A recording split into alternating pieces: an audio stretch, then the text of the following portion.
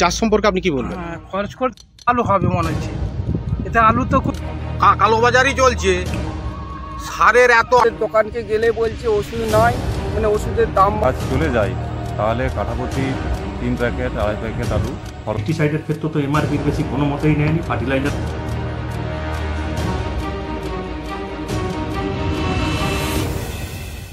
চন্দ্রকোনার ন্যাকরুবাগের চাষিরা বলছেন ঔষধের কালোবাজারি হচ্ছে, বিষ খাওয়া ছাড়া উপায় নেই, অথচ প্রশাসনিক অধিকর্তারা বলছেন ঔষধের গায়ে লেখা প্রিন্টেড দামের বাইরে চাষিদের ঔষধ বিক্রি করলে আইন আনুক ব্যবস্থা। তাহলে হচ্ছেটা কি? কেনই বা চাষিরা বিষ পান করতে চাইছেন? কি আর বলবো, ওষুধের কালোবাজারি চলছে। যে ওষুধ ছিল 900 টাকা, সেই ওষুধ এখন বিক্রি হচ্ছে 1200 টাকা। চাষিদের বিষ খাওয়া ছাড়া আর কোনো উপায় নেই। তার উপর আমরা ভাগ চাষি। চাষিদের পাশে তো এখন কেউ নেই। এখন বর্তমান যুগে ওষুধের যা দাম বেড়েছে, ম্যানকোজের দাম প্রতিদিনই বাড়াচ্ছে এবং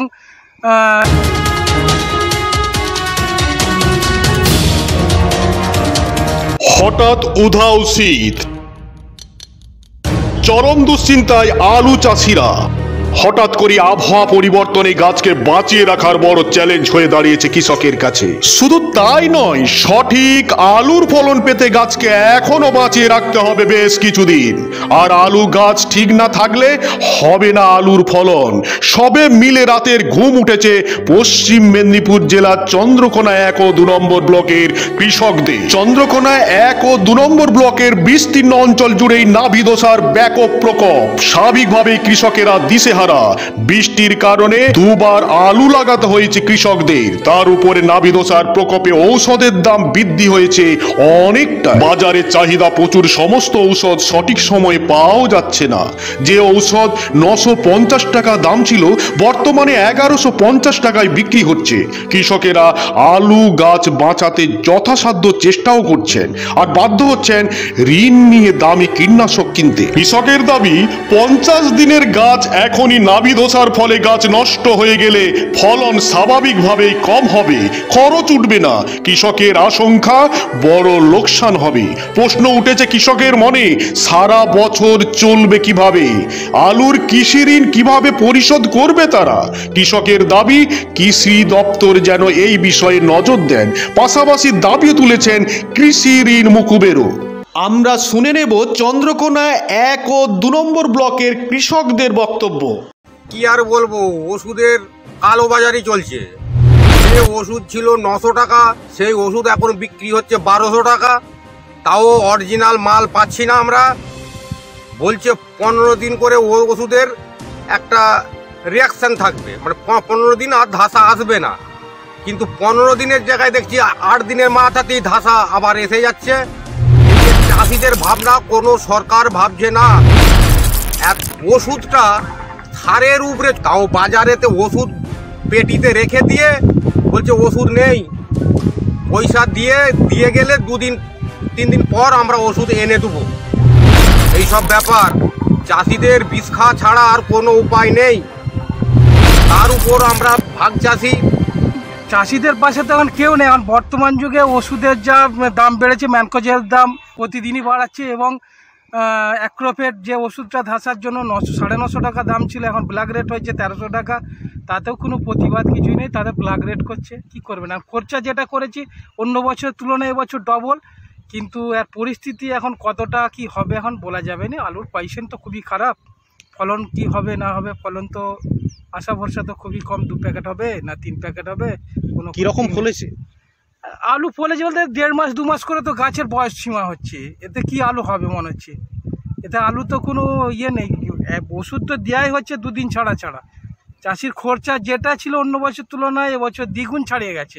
প্রশাসনিকভাবে কোনো না না না না এদের কোনো কিছুই নেই। ওষুধ দোকানে আনতে গেলেই বলছে এটা একদিন আনতে যাওয়া হলো অ্যাক্রোফেট 1150 নিল, তারপর দিনে আনতে যাওয়া হলো 1250, আগামীকাল নেওয়া হলো 1300 টাকা। বলছে মার্কেটে মান নেই, নিতেও পারো নাও পারো। এতে আর কি করবে? আপনার নাম? আমার নাম অরূপ কুমার মাউর। আলু গাছ মোটেই ভালো নাই। এই তো এখন 40 থেকে 45 কি 50 দিনের গাছ, তাতে যদি নাভি ধাসা তো ধাসাবো না, সব গুড়িয়ে নিয়ে চলে যাচ্ছে। ওষুধ পাওয়া যাচ্ছে নি, ওষুধের দোকানকে গেলে বলছে ওষুধ নাই, মানে ওষুধের দাম বাড়ানোর জন্য তারা এই কথাগুলো বলছে। তো যাই হোক নাই হোক, আমাদের এই যদি 50 দিনের মাথায় আলুটা যদি চলে যায়, আমরা কি কোনো ফল পাবো? আর এতে হয়তো আলুটা ধরেই আলুটা নষ্ট হয়ে যাবে, কিন্তু আলু আমরা পাবো না। আমাদের কি প্রফিট হবে? আমাদের কোনো প্রফিটই হবে না। উপরন্তু আমাদের কি হবে না, আমরা এই যে চাষ করছি দেনার দায়ী হচ্ছি, এতে প্রশাসনও কিছু আমাদেরকে দেখছে নি, বা প্রশাসনের আমাদের দেখা উচিত আমাদেরকে।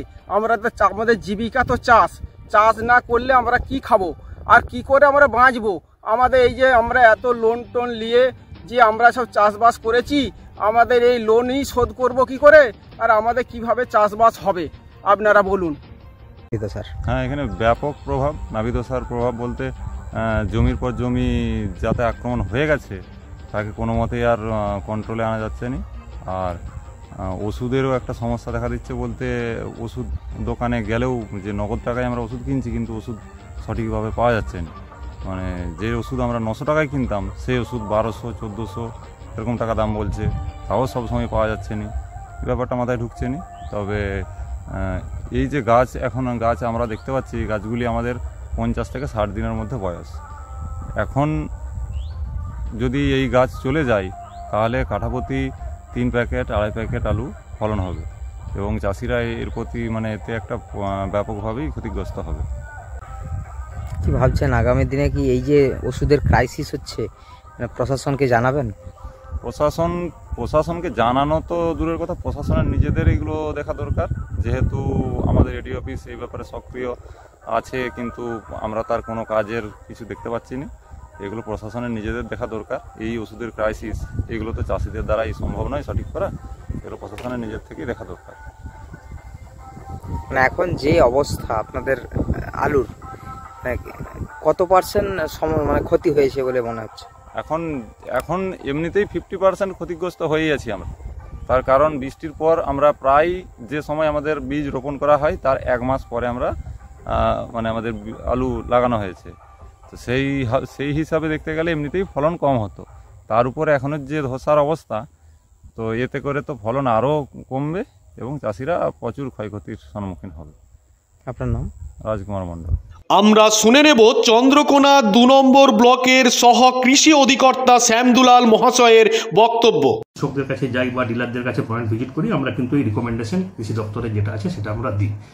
আর সেখানে কিন্তু আমাদের কাছে যে দাম বেশি নিচ্ছে, আমরা কিন্তু প্রত্যেকটা জিনিসই বলছি এমআরপির বেশি কোনো মতেই নেওয়া যাবে না। পেস্টিসাইডের ক্ষেত্রে তো এমআরপির বেশি কোনো মতেই নেয়নি, ফার্টিলাইজারের ক্ষেত্রেও আমরা তাই করি, কিন্তু এখানে এমআরপির বেশি কিন্তু নেবার কোনো নেই। সেরকম যদি আমাদের কাছে কোনো অভিযোগ আসে যে দাম বেশি নিচ্ছে, যা এমআরপি আছে, কিন্তু পেস্টিসাইডে কিন্তু আমরা ডিলারদের সাথে বা রিটেলারদের সাথে কথা বলে দেখেছি, সেখানে যা এমআরপি রেট তার থেকে অনেকটা নিচেই তারা কিন্তু বিক্রি করে।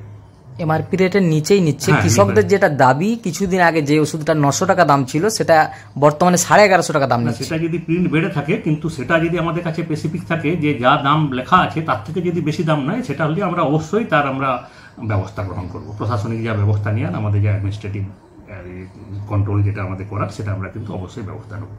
আপনারা কি জমিতে গিয়ে কৃষকদের এই সম্পর্কে বোঝাচ্ছেন? প্রত্যেক দিনই প্রায় আমরা মাঠে যাচ্ছি। কিছুদিন আগে আমাদের স্টেট থেকে আপনারা দেখছেন বিকাশ চ্যানেল, আমি আপনাদের সঙ্গে সানিজুল হক।